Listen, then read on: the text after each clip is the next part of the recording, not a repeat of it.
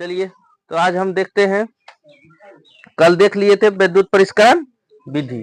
चौथा विधि था धातु कर्म का शुद्धिकरण। शुद्धिकरण में हम सबसे बेस्ट उपयुक्त विधि जो है, जो सबसे अच्छा विधि है, वो विद्युत परिष्करण विधि को मानते हैं। विद्युत परिष्करण विधि के बारे में कल बता दिए थे, समय हो गया था, लेट हो गया था, जिसके कारण जो है आज एग्जाम्पल देख रहे हैं। सारा चीज कल एग्जाम्पल भी साथ में बोलते हम गए थे।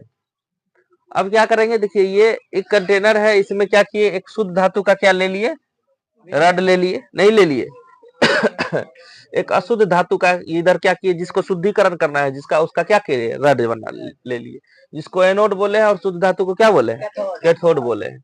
और जिसका कॉपर का कर रहे हैं तो हम कॉपर सल्फेट यानी कॉपर का लवणीय विलयन लेंगे। अगर एल्युमिनियम का करेंगे तो एल्युमिनियम का लवणीय विलयन लेंगे। जिसका करेंगे उसका लवणीय विलयन लेंगे, ताकि करंट जब देंगे तो ये क्या हो जाए, टूट जाए। ये क्या हो जाए, टूट जाए। ठीक है, यही टूट जाएगा, ये टूट जाएगा तो क्या हो जाएगा, अलग अलग हो जाएगा, अलग अलग हो जाएगा ना। जो भी अशुद्धि है सब क्या हो जाएगा, नीचे बैठ जाएगा, जिसको क्या बोलते हैं, एनोड पंख कहते हैं। और इसमें जो शुद्ध धातु मिलेगा वो धीरे धीरे इसमें क्या होते जाएगा, चिपकते जाएगा। अच्छा, करते क्या है, सटने से पहले इसके ऊपर जो है ग्रेफाइट का जो है लेप चढ़ा देते हैं। ग्रेफाइट का क्या चढ़ा देते हैं, लेप। कारण है कि अगर तुम लेप चढ़ा देगा ना तो फिर जो छोड़ाएगा उससे आराम से ससरेगा नहीं। ऐसे नहीं तो लेप नहीं चढ़ाएगा तो उस पर सट जाएगा। जब इस पे शुद्ध धातु सट जाएगा तो तुमको छुड़ाने में क्या होगा, दिक्कत हो। छुड़ाना भी तो है ना, है तो। लेकिन अगर इस पे कुछ भी चढ़ा दे, अगर फिसलने वाला चीज नहीं, अब अपने लोग कुछ भी करते हैं, यानी मान चलो कि बाइक वगैरह देखता है, फिसलन के लिए क्या देते हैं, ग्रीस दे देते हैं, मोबिल लगा देते हैं ना। उसी प्रकार से यहाँ फिसले आराम से हम छुड़ा सके, इस पे क्या चढ़ा देते हैं, ग्रेफाइट का लेप चढ़ा देते हैं। और फिर उसके ऊपर सटता है तो आराम से उससे क्या कर लेते हैं, छुड़ा लेते हैं, और शुद्ध धातु हमको क्या मिल गया, नहीं मिली। तो देखिए, किसी टैंक में कॉपर सल्फेट का जलीय विलयन लिया जाता है, लिए ना। जिसका कॉपर का कर रहे हैं तो कॉपर का शुद्धिकरण है तो कॉपर सल्फेट का लवणीय विलयन, जिसका करेंगे उसका लवणीय विलयन लिया जाता है। इस विलयन में चित्रानुसार अशुद्ध तांबा की धातु का एनोड, अशुद्ध तांबा की धातु का है नहीं है एनोड, और शुद्ध तांबा की धातु का कैथोड लिया जाता है। कैथोड की सतह पर ग्रेफाइट की पतली तह चढ़ा दी जाती है। तह मतलब एक परत चढ़ा दी जाती है, जिससे तांबा आसानी से छुड़ाया जाता है। विद्युत धारा प्रवाहित करने से शुद्ध तांबा कैथोड पर एकत्र हो जाता है। शुद्ध तांबा किस पे एकत्र हो जाएगा, कैथोड पे एकत्र हो जाएगा। और अशुद्धियां एनोड के नीचे पेंदी में क्या हो जाती है, देखो हो गया है ना। अशुद्धियां जो है एनोड के नीचे पेंदी में जमा हो जाती है। इस प्रकार प्राप्त तांबा आपको तांबा धातु 99.99% शुद्ध हो जाएगा। अब मेरा यहाँ शुद्ध धातु प्राप्त हो गया। अब इसके आगे कुछ नहीं करेंगे, यानी किसी भी धातु को शुद्ध करने के लिए 4 स्टेप से होकर गुजारते हैं। सबसे पहला एस का सांद्रण करेंगे, दूसरा क्या करेंगे, भर्जन या विस्थापन। अगर वो सल्फाइड एस्क है तो उसका भर्जन करेंगे, अगर जल युक्त या कार्बोनेट एस्क है तो उसका निस्तापन करेंगे। जब उसमें उससे वह प्रक्रिया से गुजार देंगे तो उसके बाद ऑक्साइड तैयार हो जाएगा। नहीं, फिर ऑक्साइड को हटाने के लिए, ऑक्सीजन की मात्रा को हटाने के लिए अवकरण करेंगे। तीसरा स्टेप अवकरण करेंगे। जब अवकरण कर देंगे तो लास्ट में थोड़ा सा और अशुद्धि बच जाता है, तो विद्युत परिष्करण विधि द्वारा हम अपना शुद्ध धातु क्या कर लेंगे, प्राप्त कर लेंगे। यहाँ तक था, और यहाँ क्या हो गया, समाप्त हो गया हमारा ये धातु कर्म क्या हो गया, समाप्त हो गया। आपसे पूछ देगा 5 नंबर में धातु कर्म क्या है, उसके विधि को, उसके अति को लिखे, स्टेप को, तो आप लिख देंगे ना सारा चीज। ठीक, इतना तक कंप्लीट है। तो अब क्या देख लेते हैं, मिश्र धातु। अब क्या देखेंगे, मिश्र धातु। मिश्र धातु नाम सुन के क्या लग रहा है आपको, मिश्रण होगा, मिश्र होगा, किस चीज का क्या होगा, मिश्र। मिश्र माने मिला हुआ, मिश्र माने मिला हुआ। देखो मिश्र धातु कब तैयार होगा, 2 केस हो सकता है मिश्र धातु तैयार होने का, 2 केस हो सकता है। देखिए मिश्र धातु जो है, मिश्र धातु या तो धातु प्लस धातु को मिला देंगे। कहेगा सर एक ही चीज को तो मिला रहे हैं, मिश्रण कहां से तैयार होगा। ये अलग धातु लेंगे, ये अलग, 2 अलग अलग धातु, समझ में आ रहा है। ये अलग धातु लेंगे, ये अलग धातु लेंगे। जब दो अलग अलग धातु को मिला देंगे तो ये क्या कहलाएगा? मिश्र धातु। क्या कहला जाएगा? मिश्र धातु। मिश्रण बनाए? नहीं मिला है, बना है। या तो दूसरा केस 1, केस 2, या तो एक धातु हो सकता है या तो एक अधातु हो सकता है। ये हो गया दूसरा केस। या तो एक, इसको भी क्या कह देंगे? मिश्र धातु। क्या कह देंगे? मिश्र धातु। या तो एक धातु रहेगा, एक अधातु रहेगा, या तो दोनों अलग अलग धातु रहेगा। बात इतना बुझाया ना? मिश्र धातु किसको कहेंगे? या तो दो अलग अलग धातु रहेगा, या तो एक धातु एक अधातु रहेगा। तो हम देख क्या रहे हैं इसमें कि सर आप कुछ भी कर लीजिए, मिश्र धातु में एक चीज धातु रहेगा ही रहेगा। मिश्र धातु में एक पदार्थ धातु रहेगा ही रहेगा। दूसरा या तो धातु हो सकता है या तो अधातु हो सकता है, लेकिन एक पदार्थ हमको धातु लेना ही होगा। तो याद रखिएगा, मिश्र धातु में ऐसे भी धातु आता है, एक तो धातु लेना है, बाकी जो मिश्र मिलाना है मिला दीजिए। समझ गए ना? तो उसी को क्या कह देंगे? मिश्र धातु। यानी मिश्र धातु में दो या अधिक धातु या अधातु का क्या है? मिश्रण। और वो भी कैसा मिश्रण है? समांगी मिश्रण। कैसा मिश्रण? समांगी मिश्रण। 9th क्लास में आपने पढ़ा होगा समांगी मिश्रण और विषमांगी मिश्रण। नहीं, समांगी मिश्रण उसको कहेंगे जो पूरी तरह से घुल मिल जाए, जो पूरी तरह से घुल मिल जाए। जैसे उदाहरण के स्वरूप अगर हम देखें तो चीनी और पानी को अगर हम मिला दें तो क्या आपको दिखेगा? पानी चीनी कितना बढ़िया से घुल जाता है। यानी समांगी मिश्रण ऐसा नहीं कि पूरा घुल गया तो समांगी कह देंगे, नहीं, समान गुण होना चाहिए सभी जगह, समान गुण। अगर 1 गिलास पानी में हम चीनी मिला दिए तो क्या ऊपर ज्यादा मीठा नीचे कम मीठा लगेगा? या ऐसा हो सकता है ऊपर कम मीठा नीचे ज्यादा मीठा? सभी जगह कैसा मीठा? समान मीठा, सभी जगह समान मीठा। तो जब ऐसा गुण कोई विलयन प्रदर्शित करे, ऐसा गुण कोई मिश्रण प्रदर्शित करे तो उसको कौन सा मिश्रण कहेंगे? समांगी, समांगी मिश्रण कहेंगे। कौन सा? समांगी। अब देखिए, अगर हम उदाहरण के स्वरूप देख ले कि बालू और पानी को मिला दें, क्या वो समांगी हुआ? अलग अलग है, दिख रहा है ना? तो अलग अलग है, तो उसको कहेंगे विषमांगी मिश्रण। क्या समांगी मिश्रण समझ में आया? तो जब धातु और धातु को मिलाएंगे तो पूरी तरह से मिल जाना चाहिए, या धातु या अधातु को मिलाएंगे तो पूरी तरह से मिल जाए। हर जगह समान गुण होना चाहिए, हर जगह समान तरीके से मिलना चाहिए, बहुत अच्छे तरीके से मिलना चाहिए। तो हमारा क्या तैयार हो जाएगा? मिश्र धातु। क्या तैयार हो जाएगा? मिश्र धातु। क्या इतना बात समझ में आया सबको? किसी को दिक्कत? उन्हीं बातों को लिखे हैं।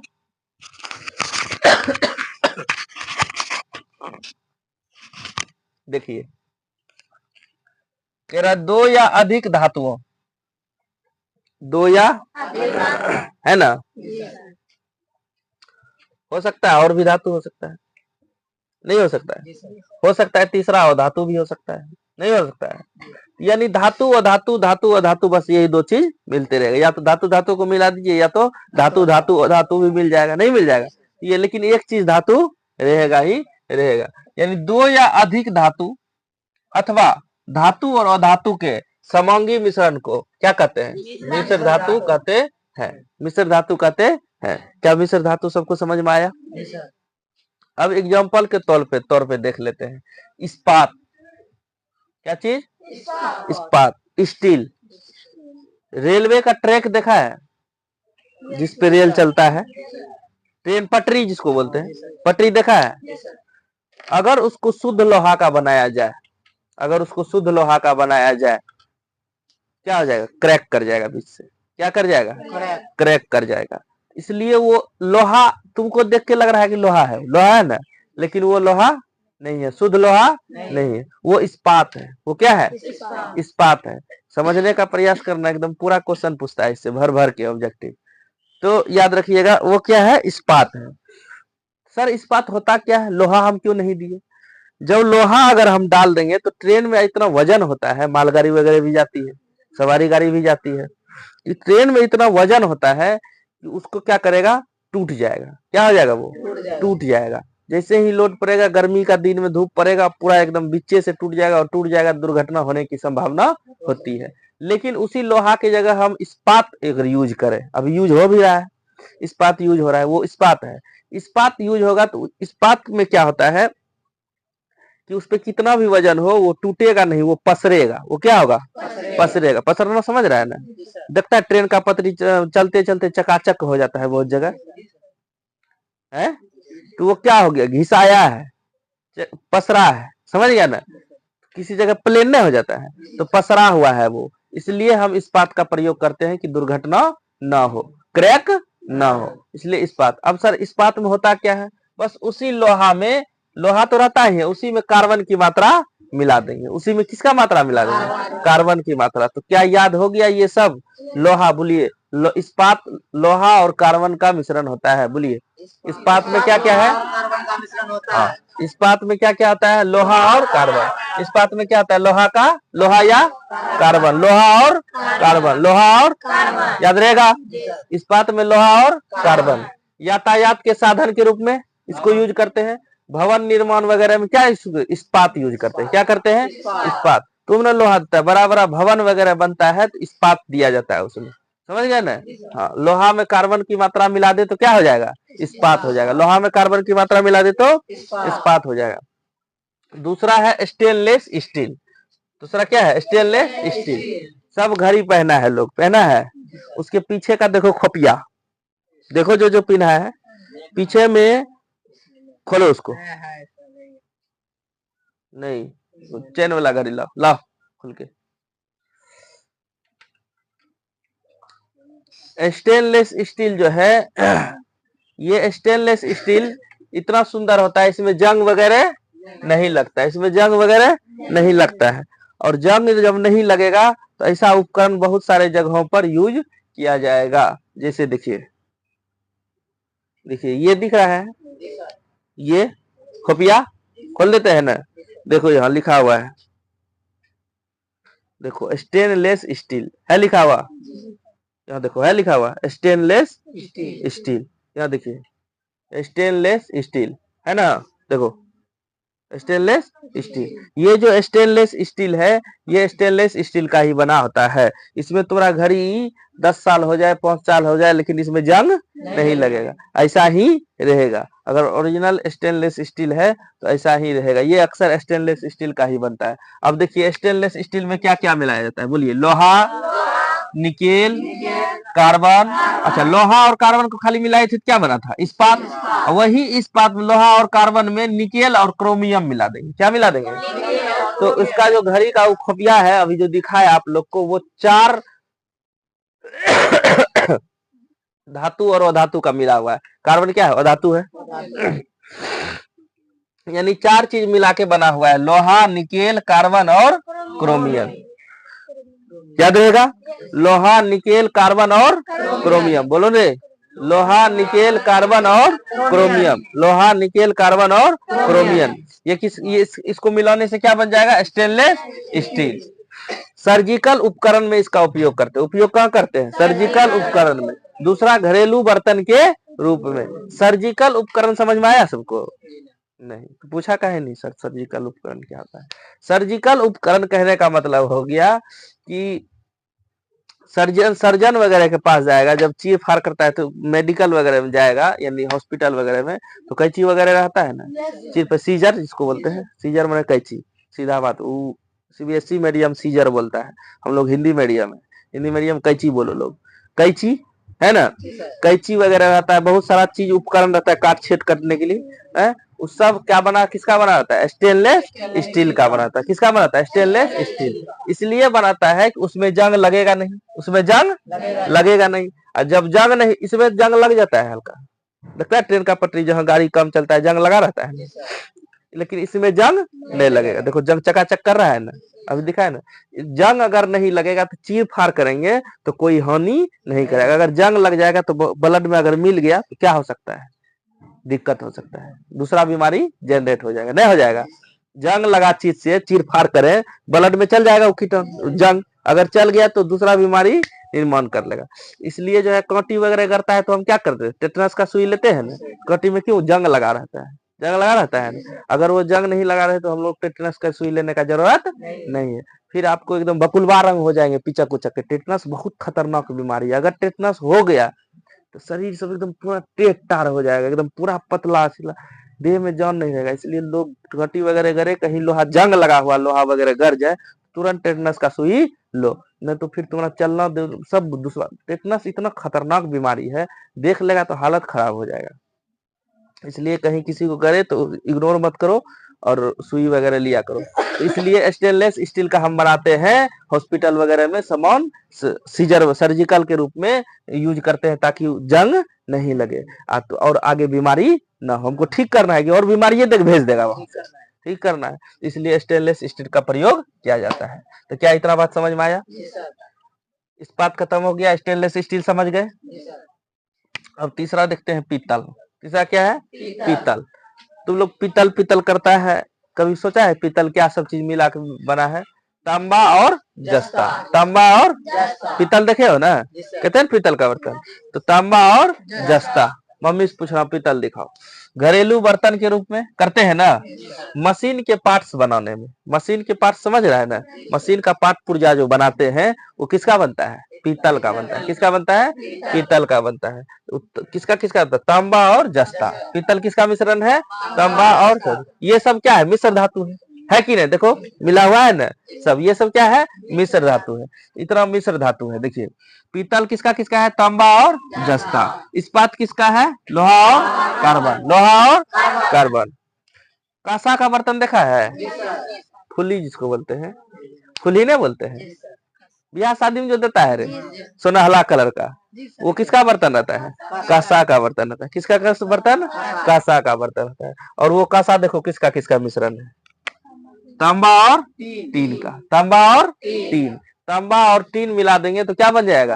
कांसा बन जाएगा। क्या बन जाएगा? कांसा। घरेलू बर्तन के रूप में, मूर्ति बनाने में, मेडल वगैरह देखता है देता है जो है वही कांसा रंग का रहता है ना, वो कांसा ही है। मूर्ति का वो जो मेडल वगैरह पहनाते हैं, मूर्ति वगैरह जो देखता है ना बहुत सारा कांसा का ही बनता है। और मूर्ति मेडल वगैरह, मेडल भी कांसा का ही बनता है। मेडल किसका किसका मिश्रण है? देखो तांबा और टीन का। तांबा और टीन मिला के तैयार किया जाता है कांसा को। तांबा और टीन मिला के कांसा का। बोलो ना बकुलवारे, बोलो जोर से बोलो। हाँ, कांसा किसका मिश्रण है? तांबा और टीन का। तांबा और टीन का। कुकर देखा है जी? पढ़ो इसको। डयूरे लुमिन, डयूरे लुमिन, डयूरे लुमिन। डेरोल्यूमिन जो है ये जो मिश्र धातु है, ये देखो कितना चीज का, aluminium, copper, magnesium, manganese. Hello लिख देते हैं, नहीं पढ़ा जाता है। मैग्नीज, सॉरी, यहाँ देखिए मैग्नीज। बोलो एल्युमिनियम, कॉपर, मैग्नीशियम, मैग्नीज। ये चार तत्व मिलाकर जो है क्या बनाया जाता है? डेयोरेलुमीन। डेयोरेलुमीन।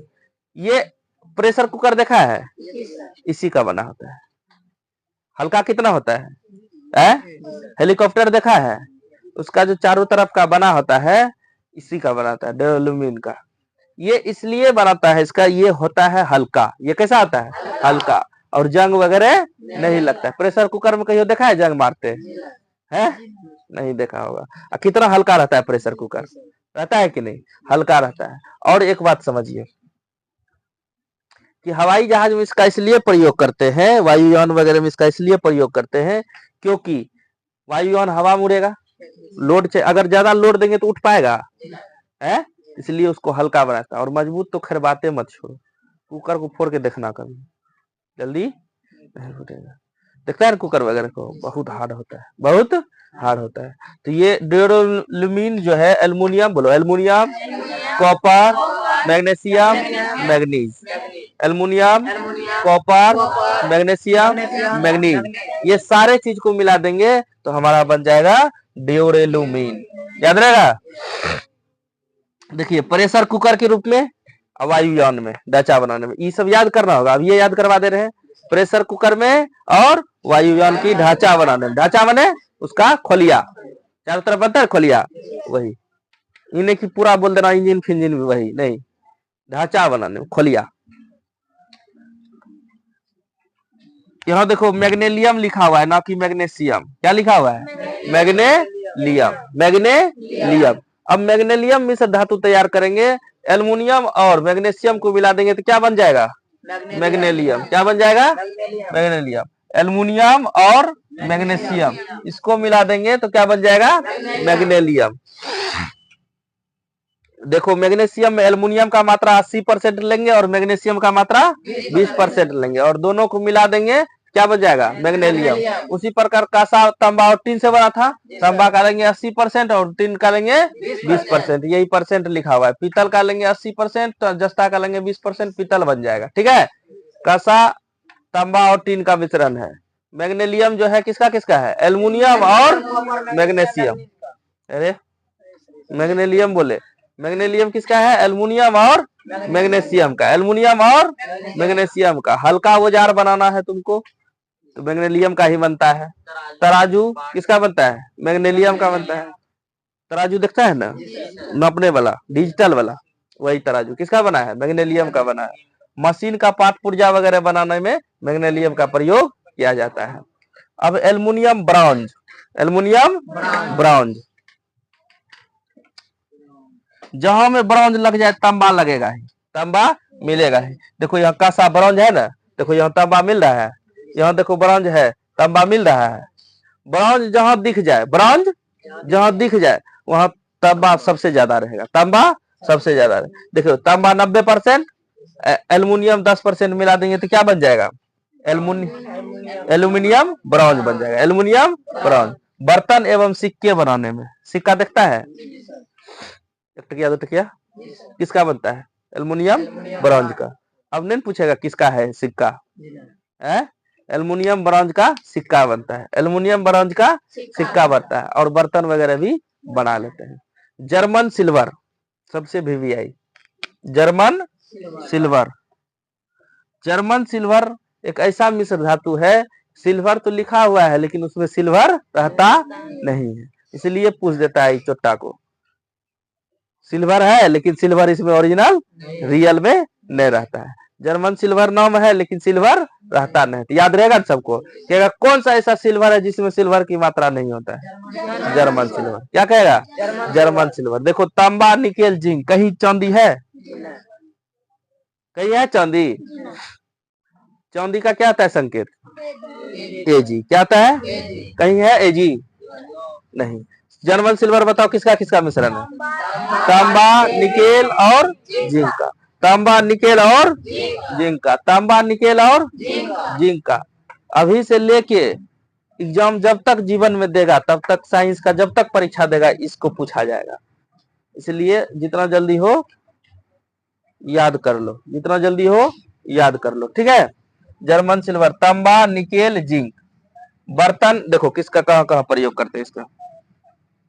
जर्मन सिल्वर का बर्तन बनाने में, सिक्का बनाने में, आभूषण में, हीटर में, हीटर देखा है ना, हीटर में, रियो एस्टेट पढ़ाएंगे, रियो एस्टेट क्या होता है, ठीक है, रियो एस्टेट इत्यादि में इसका प्रयोग किया जाता है। जर्मन सिल्वर का, जर्मन सिल्वर का देखो जर्मन सिल्वर में क्या क्या है बताओ? तांबा, निकेल, जिंक। तांबा, निकेल, जिंक। इससे तीनों को मिला देंगे, 60% तांबा लेंगे, 20% निकेल लेंगे, जिंक लेंगे 20%, सबको मिला देंगे, जर्मन सिल्वर बन जाएगा। 9 नंबर पॉइंट है सोल्डर। क्या है? सोल्डर। सोल्डर देखे हो लोग? मोबाइल वगैरह दुकान पे जाता है तो सोल्डिंग करता है ना, आयरन लेके गलाता है ना तार को, उसी को कहते हैं सोल्डर। उसको क्या कहते हैं? वो जो तार रहता है चमकीला टाइप का रहता है ना, लपटा हुआ खोलिया में, उससे जब निकालते हैं तो वो क्या है? सोल्डर है। उसका काम क्या है बताओ? टका लगाने में। टका माने जोड़ना है ना, टका लगाने में, बहुत सारा तार को चिपकाने में, जोड़ने में किसका प्रयोग किया जाता है? सोल्डर का। अब देखो सोल्डर किससे किससे बना है? लेड और टीन से। लेड और टीन को मिला देंगे तो क्या बन जाएगा? सोल्डर बन जाएगा। क्या बन जाएगा? सोल्डर। टाका, जिसको क्या बोलते हैं? टाका। टाका लगाते हैं ना, देखो बर्तन के जोड़ों में टका लगाने में। बर्तन का जोड़ा कहीं क्रैक कर गया तो उससे क्या करो, टका लगा दो, लग जाएगा। विद्युत तारों की वेल्डिंग में, विद्युत तारों की वेल्डिंग में, जितने भी इलेक्ट्रिक गैजेट है सभी का वेल्डिंग में किसका प्रयोग करते हैं, सोल्डर। इलेक्ट्रिक गैजेट मतलब होता है उपकरण, गैजेट मतलब उपकरण। इलेक्ट्रिक जैसे मोबाइल, घड़ी, ये सब क्या है, इलेक्ट्रिक गैजेट है ना, ये सब इलेक्ट्रिक गैजेट है। तो सोल्डर का प्रयोग जो है बर्तन के जोड़ों में टका लगाने में और विद्युत तारों की टका लगाना। जितना भी विद्युत उपकरण है सभी, बल्ब वगैरह, तार वगैरह छूट जाता है, टका लगाने जाते हैं ना, तो किससे टका लगाता है, सोल्डर से। किससे लगाता है, सोल्डर से। किसका मिश्रण है, लेड और टीन का, लेड और टीन का। ध्यान में देखो लोग क्या क्या रखेगा, सोल्डर रखना ध्यान में, जर्मन सिल्वर रखना ध्यान में, ड्यूरोलिमीन देख लेना ध्यान में, थोड़ा सा रखना, स्टेनलेस स्टील, इस्पात, इतना को तो ध्यान में रखना है। अरे सब तो तीसरा चौथा कासा भी पूछ देता है, सब तो ध्यान में रखना है, कुछ छोड़ने वाला है ही नहीं, उतने वो लिखे हुए किए हैं, सबको ध्यान में रखना। लोग ज्यादा जर्मन सिल्वर तो याद हो ही गया, जर्मन सिल्वर में सिल्वर की मात्रा होती है नहीं, जर्मन सिल्वर किसका किसका मिश्रण है, तांबा, निकेल और जिंक का, याद रहेगा। इस्पात पूछ देगा, कहेगा इस्पात किसका किसका मिश्रण है, तो क्या कहेगा, लोहा और कार्बन का। इस्पात का ही प्रयोग जो है हम किस पे करते हैं, रेलवे पटरी पे, रेलवे पटरी पे। क्यों किया जाता है, क्योंकि क्रैक ना हो, क्रैक ना हो। क्या मिश्र धातु समझ में आया। मिश्र धातु एक प्रकार का समंगी मिश्रण है, या तो धातु धातु का रहेगा या तो धातु और धातु का रहेगा। क्या इतना बात समझ में आया। दो से अधिक तत्व का प्रयोग इसमें हो सकता है, लेकिन उसमें से एक तत्व धातु रहेगा, एक तत्व क्या रहेगा, धातु रहेगा, तो उसी को क्या कह देंगे, मिश्र धातु। मिश्र धातु में एक तत्व धातु रहेगा ही। क्या इतना बात बुझाया, किसी को कोई दिक्कत। चलिए अब नोट में कुछ बातें हैं देख लेते हैं। अभी मिश्र धातु देख लिए, मिश्र धातु से ही अमलगाम निकल के आता है। क्या निकल के आता है, अमलगाम। अमलगाम कुछ नहीं है, मिश्र धातु ही है, लेकिन उसमें अगर एक धातु क्या हो, पारा हो, एक धातु क्या हो, पारा हो, यानी कोई देख लो यहाँ ध्यान दो, अमलगाम किसको कहेंगे, देखो अमलगाम, देखो ये अमलगाम है ना, एगो धातु पारा रहेगा, एगो धातु क्या रहेगा, पारा, और दूसर कुछ और रहे चलेगा, जरूरी नहीं है सोडियम, कुछ हो रहे, कुछ भी इसके जगह पे कुछ भी रहे चलेगा, इसको क्या कह देंगे, अमलगाम कह देंगे। क्या कह देंगे, यानी एगो धातु क्या होना चाहिए, पारा। जहां में देख लिया एगो धातु पारा, कौन सी भैंस वाला बच्चा नहीं, ये पारा जो कमरे के तापमान पे क्या रहता है, द्रव अवस्था में रहता है, पिघल नहीं जाता है, पिघला हुआ ही रहता है, ठीक है। हाँ, पारा और एक धातु और कुछ अलग मिला देगा तो उसको क्या कह देंगे, अमलगाम। क्या कह देंगे, अमलगाम। मिश्र धातु में कोई भी 4-5 को कोनो मिला हुआ रहे, अभी 4-5 को का देखे थे मिश्रण, और उसमें कहीं दिख गया पारा, तो क्या हो गया वो, अमलगाम। क्या हो गया, अमलगाम। समझ में आया अमलगाम किसको कहते हैं, किसी को दिक्कत नहीं। मिश्र धातु में यदि एक धातु पारा हो तो उसे उस धातु का क्या कहते हैं, अमलगाम। जैसे देखो यहाँ पारा के साथ क्या है, सोडियम का मिश्रण है, इसको सोडियम का अमलगाम कहेंगे। किसका अमलगाम, सोडियम का अमलगाम। एक धातु टीन है तो किसका अमलगाम, टीन का अमलगाम। यानी कि है ये मिश्र धातु ही।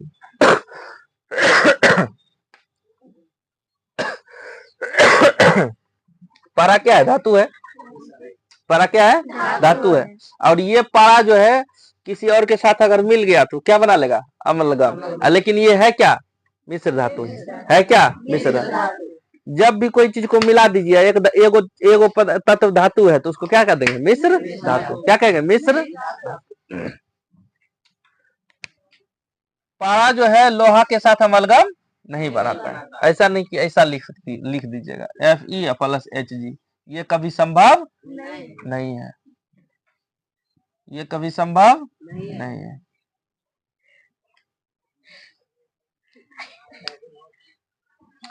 तो ये पारा लोहा का अमलगाम नहीं बनाता है, और सब कोई बना लेता है। एक ऐसा लोहा ही ऐसा तत्व है जो अपना अमलगाम तैयार नहीं कर,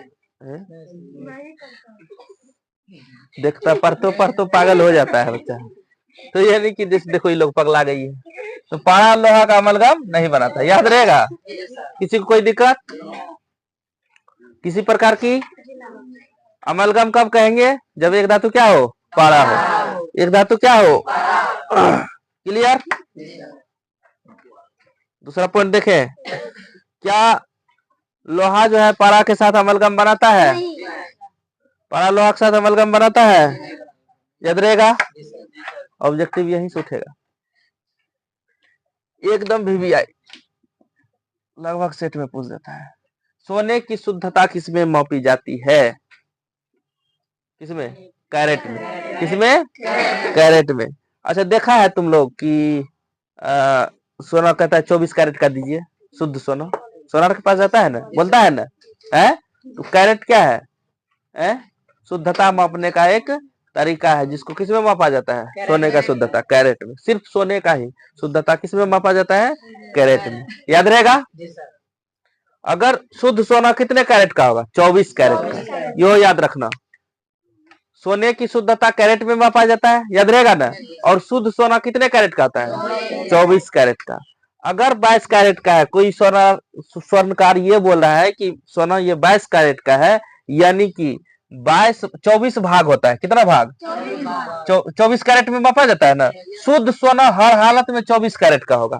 अगर 22 कैरेट का हो तो समझ लेना उसमें 22 भाग मेरा क्या है? सोना है, और 2 भाग कुछ और मिलाया है, चांदी या तांबा मिलाया। चांदी या तांबा यही मिला देता है, तुमको पता नहीं चलेगा, ठग लेगा।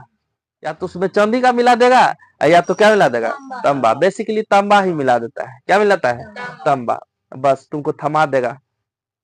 अभी देखता है 1 लाख का सोना जेवर वगैरह बनाता है, 50,000 का बेच देता है, 5,000 कहता है 10,000 में होलसेल लीजिए 10,000 में। गधा, उसमें 4 भाग मात्र सोना देता है, 20 भाग देता है तांबा। कहे नहीं 5,000 दाम हो जाएगा उसका, हो जाएगा ना। कॉपर तो सस्ते मिलता है, कॉपर का तार देखता है कितना सस्ता है ना। 10 टका मीटर में बेसिकली मिल जाता है कॉपर का तार। बढ़िया कॉपर का तार नहीं मिल जाता है। तो सोचो, याद रहेगा ना तुम लोग को। सोना के यहाँ लेके जाना, उसको नापना, उसका बोला कितना कैरेट का है, कहेगा 24 कैरेट का, तब लेना सोना। अगर कह देगा वो 22 कैरेट का है, अगर कहेगा 20 कैरेट का है, तो यानी 20 कैरेट का है तो 20 भाग क्या है? सोना। 20 भाग सोना और 4 भाग तांबा या चांदी। जितना कैरेट कहेगा उतना भाग सोना रहेगा, और उस 24 में घटा देना, जितना बचा उतना भाग तांबा या चांदी मिलाएगा। अगर मान चलो हम कह दें कि 18 कैरेट का है, कितना कैरेट का सोना? 18 कैरेट का। 24 में 24 कैरेट का होता है शुद्ध सोना। 18 कैरेट क्या है तुम्हारा? सोना। 18 भाग क्या है? सोना। 8 6 14 6 भाग क्या मिला देगा? तांबा या चांदी। सीखा है? सोना की शुद्धता किसमें मापा जाता है? कैरेट में। किसमें मापा जाता है? कैरेट में। शुद्ध सोना कितना कैरेट का होता है? 24 कैरेट का। शुद्ध सोना 24 कैरेट का। शुद्ध सोना 24 कैरेट का। शुद्ध सोना 24 कैरेट। याद रहेगा लड़की लोग, जरूरत का है चीज। शुद्ध सोना 24 कैरेट का, याद रहेगा। ये अलग पॉइंट है, याद रखिएगा, दिमाग में रखिएगा। दिल्ली में एक कुतुब मीनार है। दिल्ली में क्या है? जानते हो ये बात ना। दिल्ली में कुतुब मीनार है, उसी के पास एक लोह स्तंभ है। क्या है ये? लोह स्तंभ मने लोहा का स्तंभ, स्तंभ मने पिलर, स्तंभ मने खंबा। अब जो समझा? हाँ, स्तंभ है जो लगभग 400 ईसा पूर्व पहले का है। 400 ईसा पूर्व, ईसा मसीह के समय का है, ठीक है। उससे 400 वर्ष पहले यह जो है स्तंभ 8 मीटर ऊंचा है। कितना मीटर? 8 मीटर। जान रहा है ना लोग कितना होता है? ये तो हुआ 8 मीटर। 1 मीटर इसका 8 गुना, समझ गया ना। तार खरीदते जाते हो मीटर में। हाँ, तो वही 8 मीटर ऊंचा है। इसका भार 6 टन है। कितना टन है? 6 टन है। याद रहेगा। इसको याद रखने का जरूरत नहीं है, ऐसे है, इस सबको याद रखना। क्लियर है? कोई दिक्कत? देखो लोग, यही है दिल्ली का कुतुब मीनार, और उसके आगे यही जो स्तंभ है, लोह स्तंभ, दिख रहा है ना? है?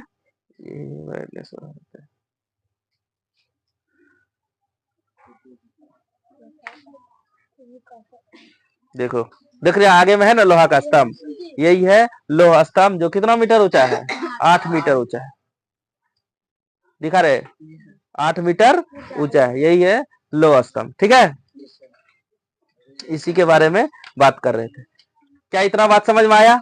अमलगम कब कहेंगे? जब एक धातु क्या हो? काड़ा हो। नहीं हो? सोना का शुद्धता किस में मापा जाता है? कैरेट में। शुद्ध सोना कितना कैरेट का आता है? 24 कैरेट का। क्या इतना बात बुझ गए? आज की क्लास यहीं तक रखें?